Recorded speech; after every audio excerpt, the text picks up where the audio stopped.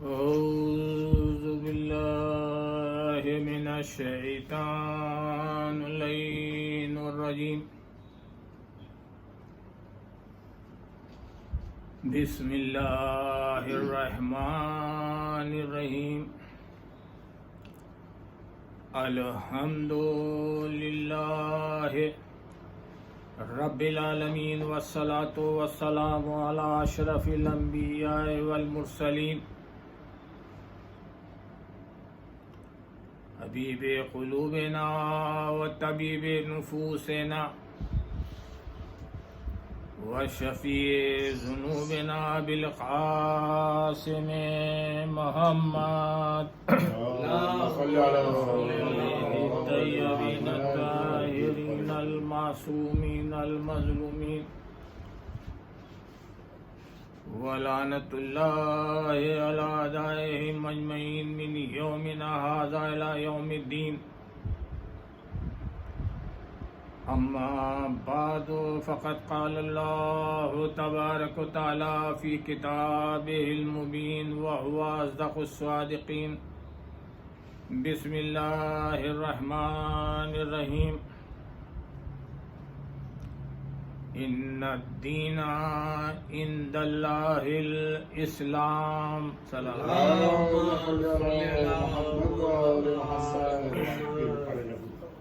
اس COVID-19 کی منحوس وبا کے ذریعے کی وجہ سے ہماری مجلسوں کو ایک طرح سے نظر لگ گئی. صرف 2 3 5 لوگ 4 لوگ مجلس میں ہوتے ہیں، باقی لوگ آن لائن سنا کرتے ہیں. بہرحال انشاءاللہ یہ دن بھی نہیں رہیں گے اور پھر مجلسوں کی وہی رونقیں پھر سے انشاءاللہ لوٹیں گی. حضرات آپ جانتے ہیں کہ یہ مجلس جو ہے ہمارے بہنوئی سید باقر رضا صاحب مرحوم کے دیسے کے دن ان کے ایصال ثواب کے لیے کی جا رہی ہے. میں نے تقریباً 18 سال باقر بھائی کو بہت قریب سے دیکھا ہے. سن 77 میں ان کی شادی ہوئی اور سن 95 میں انہوں نے اس دار فانی کو الوداع کہا. عجیب و غریب زندگی تھی. کبھی کسی امیر سے ڈرے نہیں اور کبھی کسی غریب کا ساتھ چھوڑا نہیں. کبھی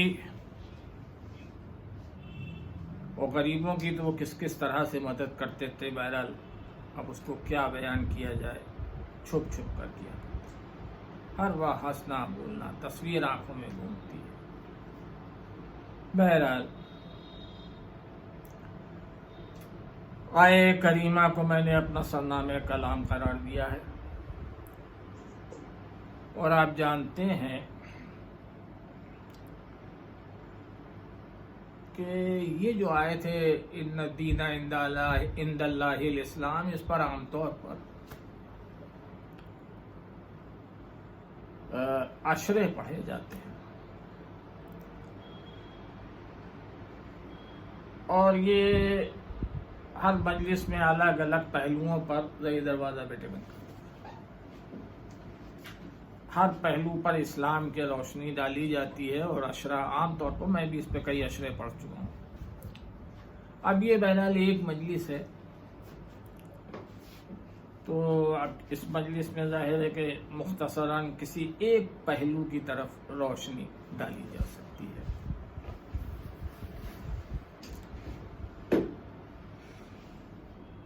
میں یہ محسوس کرتا ہوں کہ آج کل کی جو مسلمانوں میں ینگ جنریشن ہے، کم عمر کے بچے ہیں یا جو زندگی میں قدم رکھ رہے ہیں. بیٹا آپ بھی ادھر آ جائیے سر. تو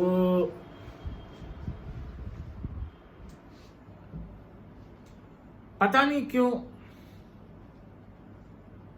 دین کو لے کر ان کے دل میں خوف رہتا ہے، ڈر، کہ اگر دین کے قریب گئے تو بڑی زحمتوں میں مبتلا ہو جائیں گے، بڑی پریشانیوں میں پڑ جائیں گے۔ اب ظاہر چونکہ دین نے کچھ پابندیاں عائد کی ہیں، اس سے ڈرتے ہیں، تو اگر دین کے قریب گئے تو اب یہ نہ کھاؤ یہ حرام ہے، اور یہ حلال ہے، اور یہ نہ سنو، اور یہ نہ کھاؤ، اور یہ نجس ہے، اور یہ مکروہ ہے، تو بڑی پریشانیوں میں پڑ جائیں گے۔ لہذا بہتر یہ ہے کہ بھائی دین سے دور کی صاحب سلام رکھو، زیادہ قریب جانے کی ضرورت نہیں ہے۔ مطلب ڈرے ہوئے ہیں کہ اگر قریب گئے تو مصیبت میں مبتلا ہو جائیں گے، جبکہ اس کے برخلاف حقیقت یہ ہے، حقیقت یہ ہے کہ اگر انسان واقعی زندگی میں دین کو اختیار کر لے تو زندگی کی ساری دشواریاں ختم ہو جائیں۔ صلوات پڑھے محمد والے محمد۔ اگر انسان دین کو واقعی زندگی میں اختیار کر لے تو زندگی کی ساری دشواریاں، آپ ہی بتائیے دین کاہے کے لیے آیا تھا؟ صرف اس لیے آیا تھا کہ انسان کی زندگی کو آسان سے آسان تر بنا دیا جائے، اور قیامت یہ ہے کہ اسی دین سے انسان گھبرا رہا ہے کہ قریب گئے تو پریشانی میں پڑ جائیں گے۔ اچھا معاملہ کیا ہے، کیوں گھبرا رہا ہے؟ چلیے اتفاق سے ایک 16-17 برس کا بچہ بھی میرے سامنے اس مجلس میں بیٹھا ہوا ہے، تو اب اس کے مطلب کی باتیں پڑھ دوں تھوڑی سی۔ یہ بچے کیوں ڈرتے ہیں؟ ان کے ذہنوں میں خوف کیوں ہے؟ اس لیے کہ وہ پابندیاں لگائی ہیں دین نے، بس گانے نہ سننا، سنیما نہ دیکھنا، نجس نہ کھاؤ، حرام نہ کھاؤ، ممکن ہو تو مکروہ بھی نہ کھاؤ، وغیرہ وغیرہ، یہ نہ کرو، یہ کرو، یہ نہ کرو، پابندیاں دین نے لگائی ہیں۔ مگر ایک بات سوچئے کہ کیا ان پابندیوں کے لگانے کے پیچھے اللہ یا اس کے رسول کا کوئی فائدہ ہے؟ ذرا غور فرمائیے۔ بھائی میں شراب پیوں، اللہ کا کیا نقصان ہے؟ رسول اللہ کا کیا نقصان؟ ائمہ طاہرین کا کیا نقصان ہے؟ میں جوا کھیلوں، اللہ کا کیا نقصان ہے؟ رسول کا کیا نقصان؟ اچھا اگر شراب نہ پیوں تو اللہ کا کیا فائدہ ہے؟ اللہ کا کیا فائدہ؟ جوا نہ کھیلوں تو اللہ کا کیا فائدہ؟ اس کے رسول کا کیا فائدہ؟ اور فرما رہے ہیں آپ، اس کا مطلب یہ ہے کہ جب مشیت یہ پابندیاں عائد کر رہی تھی تو اس کے پیش نظر اپنا نفع یا اپنا نقصان نہیں تھا، بلکہ اس کے پیش نظر اسی کا نفع اسی کا نقصان تھا جس پر پابندیاں عائد کی جا رہی ہیں۔ صلوات پر محمد والے محمد۔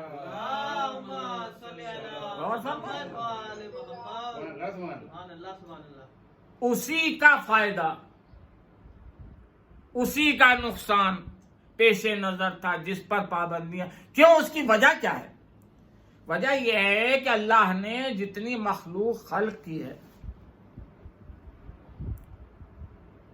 وہ چاہے جمادات ہوں، نباتات ہوں، حیوانات ہوں، اس میں صرف ایک مخلوق ایسی ہے، یہ حضرت انسان، جو بڑی لچکدار شے ہے۔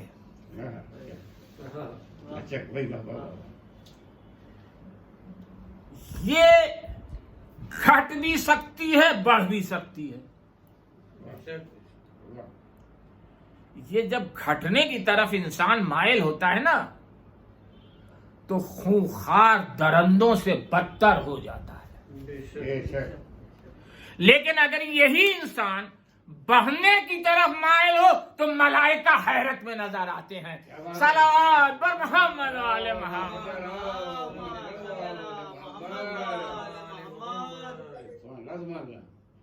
تو یہ بڑی لچکدار شے ہے،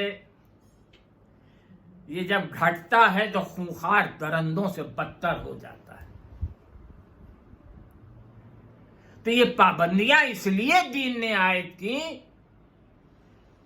کہ اس انسان صورت کو انسان سیرت بنانا تھا، اشرف المخلوقات بنانا تھا۔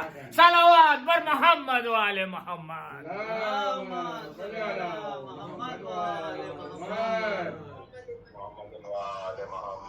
اور فرمایا آپ نے انسان، اچھا میں کچھ کڑوی حقیقتیں بھی عرض کر دوں آپ کی خدمت میں، ہیں تو کڑوی لیکن حقیقتیں بھی ہیں۔ دین جو ہے اب ضرورت کی اشیاء میں سے ایک شے بن کر رہ گیا ہے۔ جیسے ٹی وی ایک ضرورت کی چیز ہے نا، ضرورت کی شے ہے، فریج ضرورت کی شے ہے، کپڑوں کی دھونے کی مشین، واشنگ مشین ایک ضرورت کی شے ہے۔ کیا ہوتا ہے؟ سنڈے کے دن عورتیں واشنگ مشین میں کپڑے دھوتی ہیں عام طور پہ، اور جب کام ختم ہو جاتا ہے تو اس کو جھاڑ کے پونچھ کے اس پہ غلاف چڑھا کے اس کو ایک کونے میں رکھ دیتی ہیں۔ اب وہ 8 دن اسی کونے میں رکھی رہتی ہے۔ 8 دن بعد پھر ضرورت پیش آتی ہے تو پھر وہ واشنگ مشین نکالی جاتی ہے، استعمال کی جاتی ہے، اور استعمال کے بعد پھر جھاڑ پونچھ کے ایک کونے میں رکھ دی جاتی ہے۔ یہی کچھ دین کی صورتحال بن کے رہ گئی ہے۔ جب ضرورت پیش آتی ہے تو دین کو نکالا جاتا ہے جھاڑ پونچھ کے۔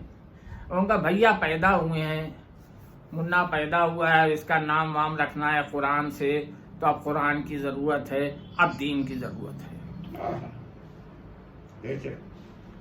اس کے بعد اب وقت گزرتا رہا، اب بھیا ہاں 4 برس کے ہو گئے، اب ان کا بسم اللہ ہونی ہے، تو اب پھر دین کی ضرورت پیش آئی ہے۔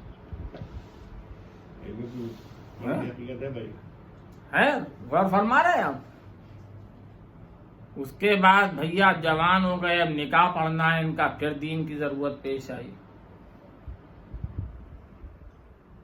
اچھا خدا نہ کرے کسی کے گھر میں کوئی موت ہو گئی، تب بھی وہ تو پھر دین کے بغیر کام چلے گا نہیں۔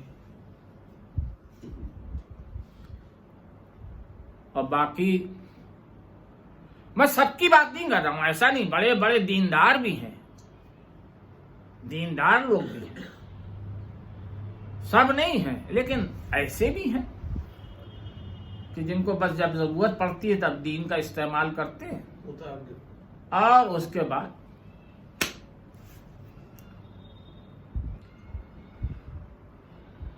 دین سے ڈرے ہوئے کہ قریب گئے تو مصیبت میں پڑ جائیں گے۔ دیکھیے میں ایک مثال بچوں کے لیے عرض کر دوں، خاص طور پر یہ بھی بچہ ہی بیٹھا ہوا ہے۔ یہ دین کیا ہے اور اس کی ضرورت کیا ہے؟ ایک کار دوڑ رہی ہے ہائی وے پر 100 اور 150 کی اسپیڈ پہ مثلاً، اور خدا نہ کرے کہ اس کا بریک ختم ہو گیا، بریک ختم ہو گیا، اب آپ بتائیے کیا ہوگا؟ یہ کار دوسروں کی جان بھی لے گی کیونکہ بریک ہے ہی نہیں، اور خود اس کی جان بھی لے سکتی ہے کہ جو اس کار کو چلا رہا ہے۔ بس زندگی میں دین وہی ہے جو اس دوڑتی ہوئی کار میں بریک ہے. کیا مثال ہے؟ ذرا صلوات پڑھے محمد و آل محمد. اب بغیر دین کے زندگی ایک وہ دوڑتی ہوئی کار ہے کہ جس میں بریک نہیں ہے. کیا کہنا ہے؟ بھائی دولت میں جا رہا ہے. غور فرمایا آپ نے؟ جس میں بریک نہیں ہے. یہ پابندیاں کیا ہیں؟ یہ بریک کا کام کرتی ہیں. یہ دین نے اسی لیے رکھی ہیں کہ یہ بریک کا کام کرتی ہیں، ورنہ یہ زندگی بغیر بریک کی ہو جائے گی اور اس کے بعد کیا ہوگا؟ خونریزی ہوگی. مسلمان کو مارے گا اور دنیا میں کیا صورتحال ہوگی وہ آپ کے پیش نظر. بے شک. مسئلہ کیا ہے بنیادی وہ سن لیجئے. بس ایک 15-20 منٹ میں وہ مسئلہ بھی سن لیجئے اور اس کے بعد بنیادی مسئلہ یہ ہے کہ انسان کی زندگی میں دقتیں، پریشانیاں، مصیبتیں وہاں سے آئیں جہاں سے اس نے دین کو چھوڑ کر زندگی کو گزارنے کی کوشش کی. کیا کہنے سبحان اللہ سبحان اللہ. غور فرما رہے ہیں کہ جہاں سے دین کو چھوڑ کر زندگی کو بسر کرنے کی کوشش کی اور ان معیاروں پر اپنے آپ کو اور اپنے نفع اور نقصان کو تولنے لگا جو اس نے خود بنائے تھے نفع اور نقصان کے معیار. کیا کہنا ہے سبحان اللہ سبحان اللہ. دولت کو معیار بنایا اور اس پر بیٹھا ہوا اپنا نفع نقصان تول رہا ہے. ہائے ہائے ہائے. نتیجہ کیا ہوا؟ بینک بیلنس کم ہوا، بلڈ پریشر بڑھ گیا. ہائے ہائے ہائے. کیا کہنا ہے؟ کا صلوات پڑھے محمد و آل محمد. محمد. پریکٹیکل باتیں پیش کر رہا ہوں بالکل. غور فرما رہے ہیں؟ بینک بیلنس کم ہوا، بلڈ پریشر بڑھ گیا. بینک بیلنس ٹھیک ہوا اور کہنے الحمدللہ اب تو آج کل تو ٹھیک ہوں ماشاءاللہ، کوئی بلڈ پریشر بھی ٹھیک ہو گیا. تو دولت کے معیار پر وہ اپنے نفع اور نقصان کو تول رہا ہے. سیاسی اقتدار کے معیار پر اپنے نفع اور نقصان کو تول رہا ہے. دیکھیے قرآن نے یہ کہیں نہیں کہا ہے، دین نے یہ کہیں نہیں کہا کہ تم اپنے اچھے اور برے کے بارے میں نہ سوچو، اپنے نفع اور نقصان کے بارے میں نہ سوچو. ایسی قرآن نے کوئی پابندی نہیں لگائی. لیکن مسئلہ وہاں سے آیا جہاں وہ ان معیاروں پر جو اس نے خود بنائے تھے ان پر اپنے نفع اور نقصان کو تولنے لگا. تو اب وہ سیاسی اقتدار تو بھیا MLA بن گیا، منسٹر بن گیا، انتری منتری سنتری بن گیا. اچھا میں نفع میں ہوں اور الیکشن ہار گیا. اب اس سے مجھ سے زیادہ بڑا کون نقصان میں ہے، خسارے میں کون ہے. اچھا لباس مل گیا، قیمتی بیش قیمت، جس کو پہن کے نکلے تو دنیا دیکھے، کیا کہنا ہے؟ تو میں نفع میں ہوں. اور اگر تن پر بوسیدہ یا معمولی لباس، کم قیمت لباس، اب مجھ سے زیادہ کون نقصان میں ہے، کون خسارے میں ہے. لیکن اس مسلمان کو کبھی فرصت نہ ہوئی کہ ایک بار قرآن سے بھی پوچھ لیتا کہ تو بتا کون نفع میں ہے، کون نقصان میں ہے. اگر قرآن سے پوچھتا تو قرآن جواب دیتا کہ وَالْعَصْرِ إِنَّ الْإِنسَانَ لَفِي خُسْرٍ. صلوات پر محمد و آل محمد. اگر قرآن سے پوچھتا تو قرآن جواب دیتا کہ وقت عصر کی قسم سب گھاٹے میں ہیں. کروڑ پتی بھی گھاٹے میں ہے، وہ انتری منتری سنتری بھی گھاٹے میں ہے، وہ بیش قیمت لباس والا بھی گھاٹے میں ہے. وَالْعَصْرِ إِنَّ الْإِنسَانَ لَفِي، سب گھاٹے میں ہیں. الا الذین آمنوا، سوائے ان لوگوں کے جو ایمان لے آئے ہیں.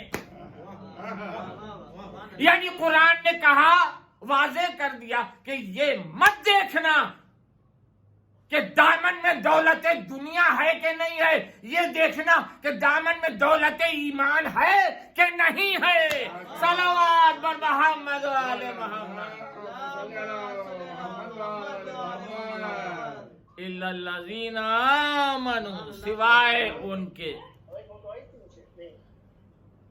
کہ جو ایمان لے آئے ہیں.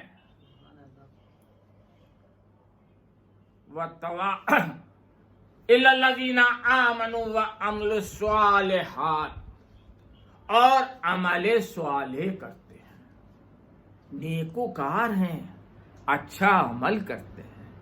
وتواصوا بالحق، اور حق کا ایک دوسرے کو راستہ دکھاتے ہیں.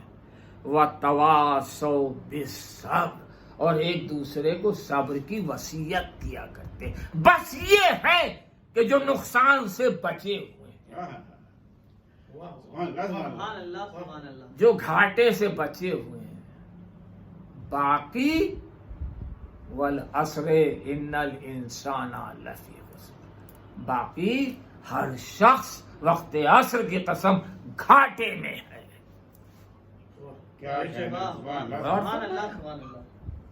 اور یہ بھی میں آپ سے عرض کر دوں، اب یہ باریک اشارہ کر رہا ہوں کہ اگر اقلیت کی گفتگو اور کثرت کی گفتگو دونوں ایک ساتھ کرنا ہو تو دستور گفتگو یہ ہے کہ پہلے اکثریت کی بات کی جاتی ہے اور اس کے بعد اقلیت کی بات کی جاتی ہے. یعنی پہلے جرنل لا بیان ہوتا ہے، بعد میں ایکسیپشنز بیان ہوتی ہیں. اور فرمایا آپ نے، بعد میں ایکسیپشنز بیان ہوتی ہیں. تو اکثریت کی بات پہلے، قرآن نے پہلے ان کا ذکر کیا جو گھاٹے میں ہیں. یعنی بیان بتا دیا قرآن نے کہ وہ کثرت میں ہیں، کہ جو گھاٹے میں ہیں وہ بہت تھوڑے سے ہیں کہ جو گھاٹے سے بچے ہوئے ہیں. صلوات بر محمد و آل محمد.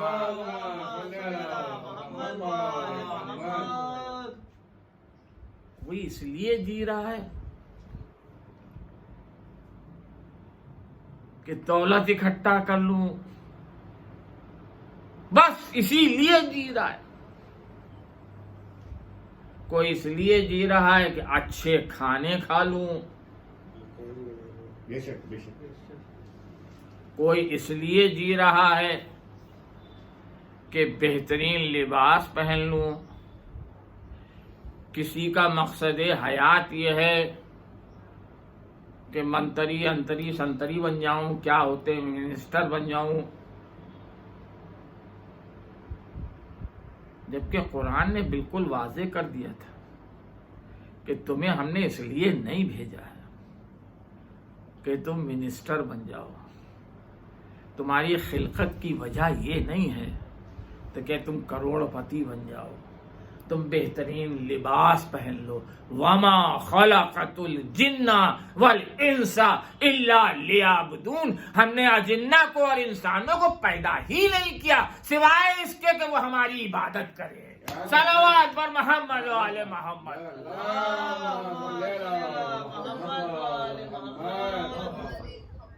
اور فرمایا اب آپ دیکھیں کیا یہ ساری مصیبتیں جو ہیں نا جو انسان نے آج جس میں گرفتار ہے وہ اس لیے ہے کہ اس نے دین کو چھوڑ دیا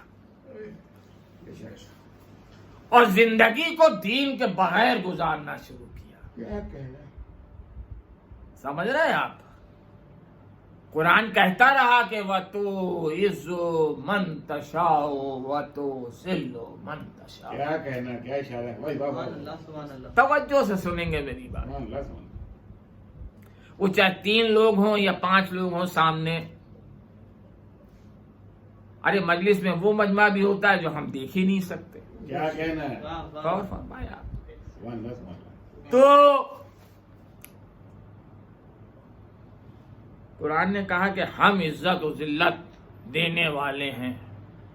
مسلمان نے کہا تو کون ہوتا ہے عزت و ذلت دینے والا؟ ہم جسے چاہیں عزت دار سمجھیں اور ہم جسے چاہیں ذلیل و خوار کریں. اور فرمایا اب پھر وہی عزت و ذلت کے وہ معیار بنائے. اللہ اکبر. دیکھیے قرآن سے ہٹ کر، دین سے ہٹ کر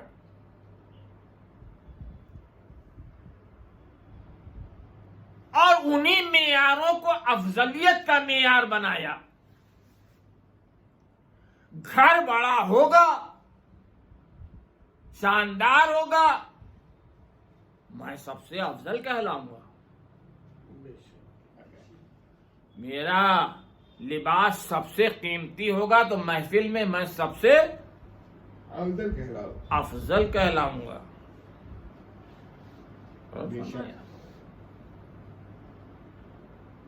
انتری منتری تو پھر ظاہر ہے کہ بہت افضل ہو گیا، اس کا سنتری بھی افضل ہو گیا کیونکہ منتری کا سب سنتری ہے. اور فرمایا قرآن نے واضح کر دیا تھا کہ ہماری نگاہ میں افضلیت کا معیار یہ نہیں ہے کہ تمہارا گھر کتنا بڑا ہے، نہ افضلیت کا معیار یہ ہے کہ تمہارے پاس دولت کتنی ہے، نہ افضلیت کا معیار یہ ہے کہ تم کتنا قیمتی لباس پہنے ہوئے ہو. اِنَّا أَكْرَمَكُمْ عِندَ اللَّهِ أَتْقَاكُمْ.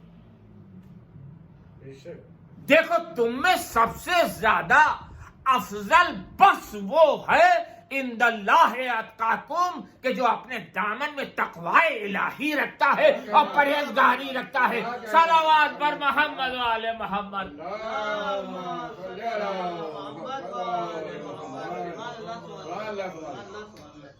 دنیا میں افضلیت کے نام پر جتنے جھگڑے ہیں، توجہ سے سن لے 5 منٹ میری بات. افضلیت کے نام پر جتنے جھگڑے ہیں، اتنے جھگڑے تو کبھی کسی اور دوسری چیز پہ ہوئے ہی نہیں. میں افضل کہ آپ افضل، سارے جھگڑے اس پر ہیں. اچھا دنیا ہی کیا، دنیا بننے سے پہلے ہی افضلیت کے نام پر جھگڑا شروع ہو گیا تھا. اللہ صلوات پڑھے محمد و آل محمد پر. بھائی دنیا تو بعد میں بنی ہے اور افضلیت کے نام پر جھگڑا یہ آسمان پہ کاہے کا جھگڑا ہے؟ وہ کہتا ہے میں سجدہ نہیں کروں گا، میں نہیں کروں گا. اب کیوں نہیں کرے گا بھائی؟ تو نے زندگی بھر سجدے کیے ہیں، ایک سجدہ کر لینے میں کون سی زحمت ہے؟ کا زحمت کچھ نہیں ہے. جتنی زندگی رہ گئی ہے زندگی بھر سجدے کرنے کو تیار ہوں، مگر اس کو نہیں کروں گا. کا کیوں نہیں کرے گا؟ کا اس لیے نہیں کروں گا کہ میں نور سے خلق، آگ سے خلق، یہ مٹی سے بنا ہے، میں اس سے افضل ہوں. تو پتا چلا کہ دنیا بننے سے پہلے ہی افضلیت کے جھگڑے شروع ہو چکے تھے. جا صلوات پڑھے محمد و آل محمد پر. غور فرمایا افضلیت کے جھگڑے دنیا سے پہلے ہی شروع ہو گئے. میں افضل ہوں، میں اس کو سجدہ نہیں کروں. اور یہ آدم کے 2 بیٹوں کے بیچ اب دنیا بن گئی، آ گئے آدم کے 2 بیٹے اور آدم اور حوا بچاری تو ہیں دنیا میں. تو یہ آدم کے 2 بیٹوں کے بیچ کاہے کا جھگڑا ہے بھائی؟ کیا زر زن زمین کا جھگڑا ہے؟ اما جتنی زمین ہے سب انہی کی تو ہے کون ان کے علاوہ؟ کیا کہنا، صحیح بات بھائی یہی 4 تو ہیں. جتنا زر ہے چاہے جس شکل میں ہو سب انہی کا تو ہے، کوئی اور تو ہے نہیں. بے شک. تو بھیا نہ زر کا نہ زن کا نہ زمین کا کوئی جھگڑا ہی نہیں ہے، پھر جھگڑا کاہے کا ہے؟ اور ایسا جھگڑا کہ ایک بھائی نے دوسرے بھائی کو قتل کر دیا ہے. بے شک. کس بات کا بات بس اتنی سی ہے کہ اللہ کے سامنے جب دونوں بھائیوں نے قربانیاں پیش کی تو اللہ نے ایک بھائی کی قربانی کو قبول کر لیا. اب آپ سب بہتر جانتے ہیں مجھ سے، دوسرے بھائی کی قربانیوں کو قبول، اس کا عمل ہی ایسا تھا، اس کا کردار ہی ایسا تھا. دوسرے بھائی کی قربانیوں کو قبول نہیں کیا.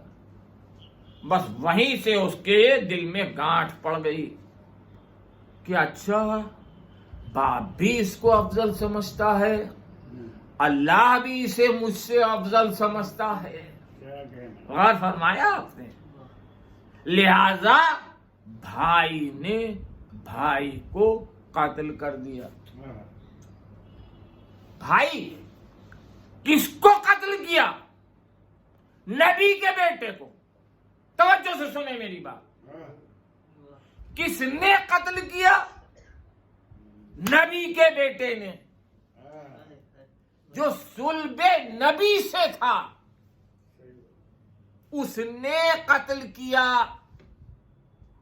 تو بھیا جو صلب نبی سے ہو، جب اس کے کردار کی ضمانت نہیں ہے تو جو صحبت نبی میں بیٹھ گیا ہو اس کے کردار کی ضمانت کیسے ہو سکتی ہے؟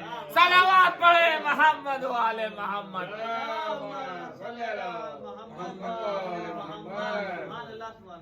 بس بہت باری کی جاتی ہے. واہ واہ واہ. بس اب کہاں تک مثالیں پیش کروں؟ دنیا میں بھی سارے جھگڑے اسی بات کے ہیں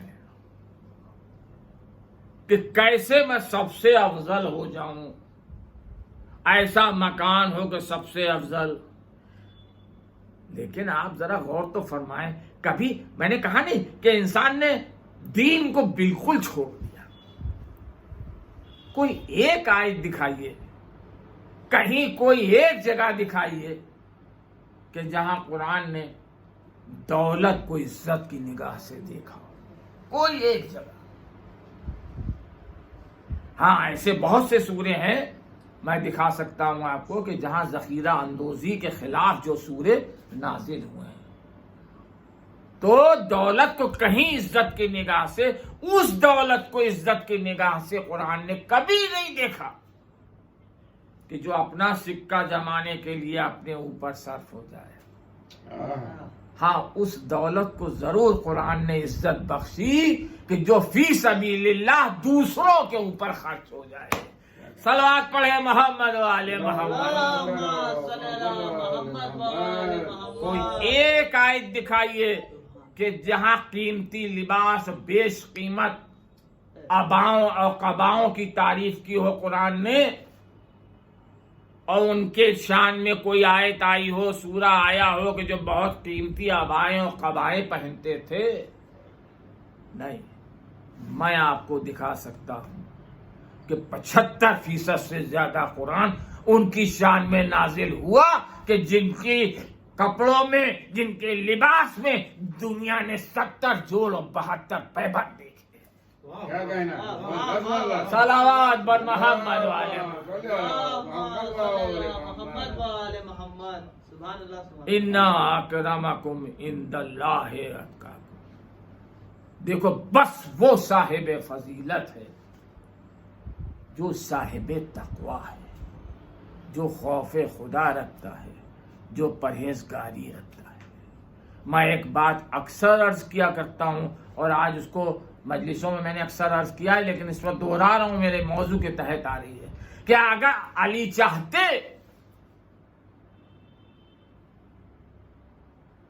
تو چوتھے نمبر پہ بھی خلافت کو ٹھکرا دے. نہیں چاہیے مجھے خلافت، لے جاؤ. میری توجہ سے بات سنیں گے، بس میں آ رہا ہوں مسائل کے طرف. علی ٹھکرا دیتے اس خلافت کو لیکن آپ علی نے قبول کیا چوتھی دفعہ میں، حالانکہ کس قدر اصرار تھا لوگوں کا، کیا صورتحال تھی، وہ سب آپ کے پیش نظر ہے، تفصیل میں نہیں جاؤں گا۔ کتنا لوگوں نے مجبور کیا اور کہا، لیکن میں یہ سوچتا ہوں، میرے اپنی ایک فکر ہے کہ علی نے وہ تو حالات جو تھے اور ان کی وجہ سے خلافت کو قبول کیا، وہ اپنی جگہ ہے، لیکن میں یہ سوچتا ہوں کہ شاید جو علی نے حکومت کو اور خلافت کو قبول کر لیا، اس کی ایک وجہ مولا کے ذہن میں یہ بھی رہی ہوگی کہ جس وجہ سے علی نے خلافت کو قبول کر لیا، علی نے سوچا ہوگا کہ کہیں ایسا نہ ہو کہ کل کو کسی ذہن ناقص میں یہ بات آئے کہ علی نے حکومت سے دور رہ کے، سلطنت سے دور رہ کے، خزانوں سے دور رہ کے، بیت المال سے دور رہ کر جو زندگی گزاری، کون کمال کیا۔ ہم تو تب جانتے اور تب مانتے کہ حکومت علی کے قبضے میں ہوتی، بیت المال پر علی کا قبضہ ہوتا، سلطنت علی کے قبضے میں ہوتی، اور اس کے بعد بھی وہی زندگی گزارتے۔ صلوات پر محمد و آل محمد، کہ جو پہلے گزار چکے تھے۔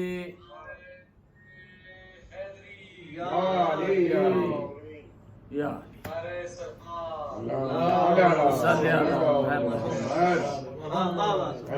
ہم تو تب جانتے اور تب مانتے کہ حکومت علی کے پاس ہوتی اور پھر بھی وہ زندگی گزارتے۔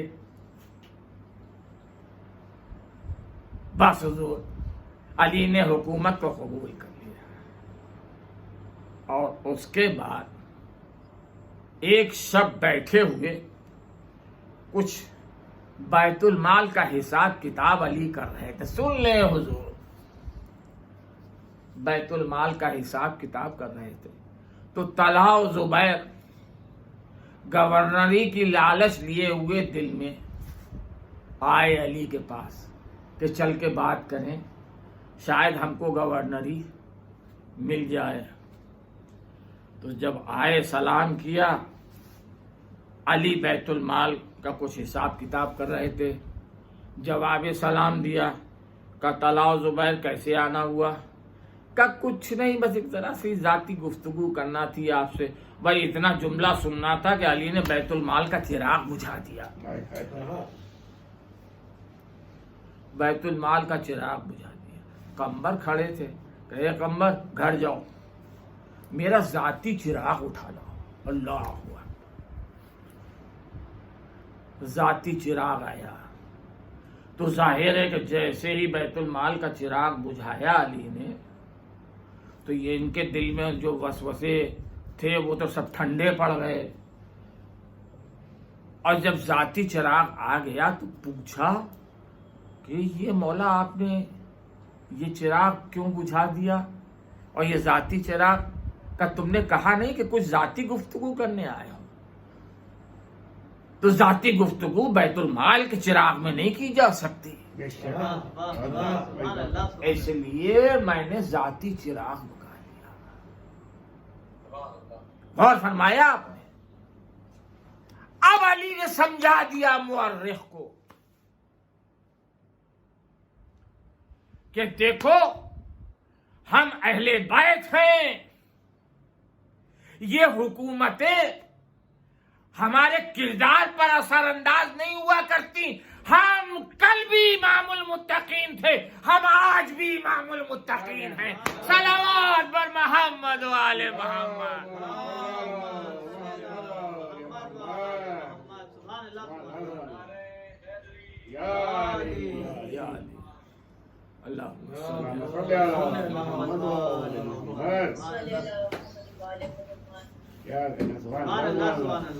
ہم کل بھی امام المتقین تھے اور ہم آج بھی امام المتقین ہیں۔ یہ حکومتیں ہمارے کردار پر اثر انداز نہیں ہوا کرتی، اور وہ بھی خاندان رسالت کی بیٹی ہے۔ اللہ اکبر۔ کہ جس کا عالم یہ ہے، یہ وہ ہے کہ آیت اتر رہی ہے اور یہ اس آیت کی چلتی پھرتی تفسیریں ہیں، کیا کہنا، جو اپنے عمل کے ذریعے، اپنے کردار کے ذریعے یہاں رکھ دی۔ صلوات پڑھیں ایک مرتبہ۔ اللہم صلی علی محمد و آل محمد۔ یا ولی یا علی،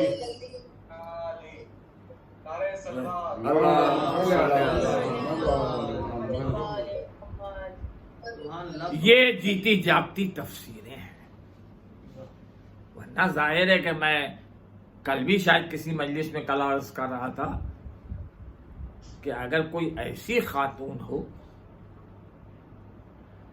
کہ جس کے نہ باپ کی مثال ہو، نہ جس کے شوہر کی مثال ہو، نہ جس کے اولادوں کی مثال ہو، اگر ہم جیسی ہو، ہم جیسے ہوتے تو ہمارے یہاں تو کوئی ایک شرف حاصل ہو جائے، بڑے باپ کی بیٹی ہو، بس پھر دیکھیے کیا صورت حال ہوتی ہے، کیا اکڑ ہوتی ہے۔ بڑے شوہر کی بیوی ہو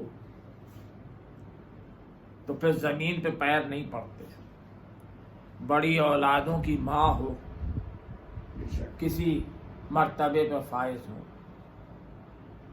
تو پھر وہ اکڑ اکڑ کے پیر رکھتی ہے۔ یہ وہ خاتون ہے کہ جس کی اولادیں سیدہ شباب اہل جنہ ہیں، جنت کے سردار ہیں، یہ ان کی ماں ہے، یہ اس کی بیٹی ہے کہ جو خاتم النبیین ہی نہیں اشرف المرسلین ہے، اس کی بیٹی ہے، اور یہ اس کی زوجہ ہے کہ جو فاتح خیبر و خندق ہے، جو فاتح بدر و حنین ہے۔ اللہ ہو، کیا صورتحال ہونا چاہیے تھی؟ نہیں، جب فضا آئی ہیں غلامی میں، کنیزی میں، بہت دنوں بعد آئی ہیں شادی کے، وہ بھی جب جا کے جناب ابن عباس نے شکایت کی، اس کے بعد رسول نے فضا کو بھیجا ہے۔ وہ واقعہ کہ جب پھر جا کے ابن عباس نے کہا کہ اپنی آنکھوں سے میں اس چکی کے پاٹ پر خون کی بوندیں جمیا دیکھ کر آ رہا ہوں کہ جس سے سیدہ پیس پیس کر آٹا تیار کرتی ہے، تو اس کے بعد رسول نے فضا کو کنیزی میں بھیجا ہے۔ اور جب فضا آ گئی ہے تو فضا پر یہ ہدایت ہے کہ ایک دن کام تم کرو گی اور ایک دن کام ہم کریں گے۔ اللہ، یہ وہ تھے کہ جو جیتی جاگتی تفسیریں ہیں، انا اکرمکم عند اللہ اتقاکم، بے شک بے شک، جو چلتی پھرتی تفسیریں ہیں۔ اور بس ایک بات اور سن لیجئے، اور بس اس کے بعد یہی رکھتے مصائب ہے۔ اور بچے میری بات کو یاد رکھیں ہمیشہ کے لیے کہ جو اس معیار پر عزت دار ہوتا ہے، جو اس معیار پر عزت دار ہوتا ہے، جو معیار قرآن نے عزت و ذلت کا معین کیا ہے، اس پر جو عزت دار ہوتا ہے تو پھر اس کی عزت کی محافظت کی ذمہ داری قرآن کا نازل کرنے والا اپنے ذمے لے لیتا ہے۔ پھر اسے کوئی ذلیل و رسوا نہیں کر سکتا۔ کیا کوئی دقیقہ اٹھا کے رکھا ہے مسلمانوں نے؟ اب اس سے زیادہ کیا کر سکتے ہیں کہ کوفے میں علی کی بیٹیوں کے سر پر چادر نہ ہو. اللہ. لیکن یہ انتظام ہے، یہ انتظام ہے مشیت کا کہ زینب اور ام کلثوم کے جب کبھی نام آئیں گے تو دل احتراماً جھک جائیں گے، اور جب کبھی ان کے نام آئیں گے کہ جنہوں کے ہاتھ زینب اور ام کلثوم کی چادروں پر پڑے تھے تو خود بخود دل کو دورت سے بھر جائے.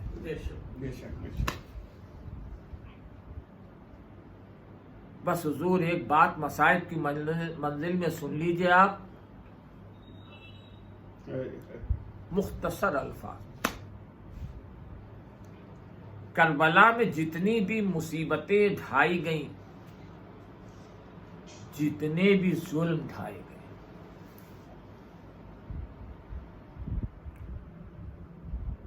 اگر ان پر آپ ان کا پورا اس پہ اسٹڈی کریں اور اچھی پوری، تو ایک بات آپ کو ملے گی کہ جتنے ظلم ڈھائے گئے ہیں کربلا میں، اس میں بہت سے ایسے ظلم ہیں کہ جو اس شکل میں نہیں، وہ تو ہو ہی نہیں سکتا، ممکن ہی نہیں ہے کہ جیسے کربلا میں ڈھائے گئے، لیکن اس کی مثالیں، ہلکی پھلکی مثالیں اور جنگوں میں بھی مل جاتی ہیں. توجہ سے سنیں گے میری بات کو. اور جنگوں میں بھی مل جاتی ہیں، ویسی نہیں کہ جیسی کربلا میں موجود ہے. مثال کے طور پر بھوک، کہ پتہ ہی نہیں چلتا. کربلا والی بھوک کی مثال تو مل ہی نہیں سکتی کہ خاندان رسالت کے بچے کب سے بھوکے تھے اور کب تک بھوکے رہے، اس کی مثال تو مل نہیں سکتی. لیکن کچھ دیر کی بھوک، کچھ دیر کی پیاس، کچھ دیر کی بھوک، یہ اور جنگوں میں بھی اس کی مثال مل جاتی ہے. کچھ گھنٹوں کی بھوک، ایسے ہی جیسے میں نے منہ سے ابھی نکلا پیاس. پیاس بھی وہ ظلم ہے کہ کربلا کی پیاس کی مثال تو مل ہی نہیں سکتی، لیکن کچھ دیر کی پیاس، کچھ گھنٹوں کی پیاس، اس کی مثال اور جنگوں میں بھی مل جاتی. صفین میں مل جاتی ہے، جب گھاٹ پہ قبضہ کر لیا گیا تو کچھ دیر کی پیاس، اس کی مثال مل جاتی، کچھ دیر کی.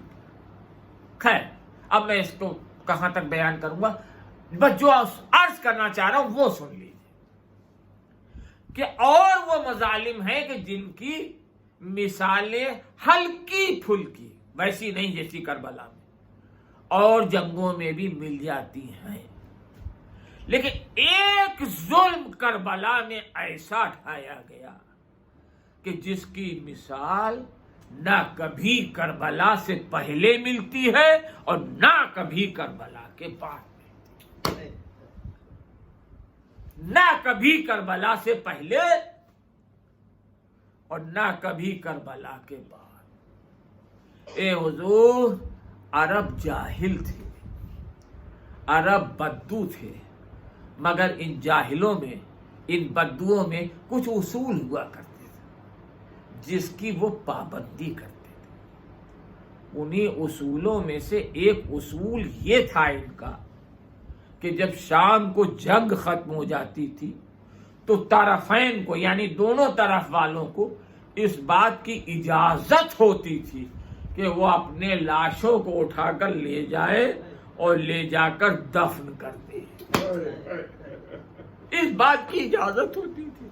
یہ ظلم تو صرف اور صرف کربلا میں ڈھایا گیا، نہ اس کی مثال کبھی کربلا سے پہلے ملی، نہ کبھی کربلا کے بعد کہ ایک ماں کو قید کر کے ادھر سے گزارا گیا کہ جہاں اس کے کڑیل جوان بیٹے کا لاشا جلتی ہوئی زمین پر پڑا ہوا تھا، ایک بیٹے کو قید کر کے ہتھکڑیاں بیڑیاں پہنا کر ادھر سے گزارا گیا جہاں اس کے باپ کا لاشا بے گورو کفن پڑا ہوا تھا۔ اللہ اکبر۔ اور میری اس بات کی تصدیق بھی ہو گئی کہ یہ ظلم اس سے پہلے کبھی نہیں ہوا تھا۔ اس روایت سے میری بات کی تصدیق ہو گئی کہ جب بیمار کربلا کو اس طرف سے گزارا جانے لگا تو شہزادی زینب نے دیکھا کہ بیمار کربلا کے چہرے کا رنگ متغیر ہو گیا۔ ایک مرتبہ اپنے آپ کو اونٹ کی پشت سے گرا دیا، قریب آئے، کہا بیٹا بیٹا بھائی تمہارا کیا حال دیکھ رہی ہو؟ بیٹا صبر کرو بیٹا، میں نے اپنی ماں کے منہ سنا ہے کہ یہاں عالی شان روضے تعمیر ہوں گے، یہاں دور دور سے زائرین تمہارے باپ کی زیارت کے لیے آیا کریں گے، بیٹا صبر کرو۔ بس ایک مرتبہ سید سجاد نے نگاہ بھر کر پھوپھی اماں کو دیکھا، کہا ہے پھوپھی اماں یہ بتائیے کیسے صبر کروں؟ ارے انہوں نے اپنے لاشوں کو تو دفن کر دیا، میرے باپ کا لاشا بے گورو کفن پڑا ہوا ہے۔ خدا آپ کو کسی غم میں نہ رلائے۔ آپ اس لیے روتے ہیں کہ 34 برس اور 15 دن تک بیمار کربلا کے بعد روئے، اور ایسا روئے کہ روایت ملتی ہے کہ بازار میں جا رہے ہیں، ایک مرتبہ دیکھا کہ گوسفند کسی جانور کو لیے جا رہا ہے، روک لیتے تھے، اے بھائی تو نے اسے پانی پلا لیا ہے؟ اللہ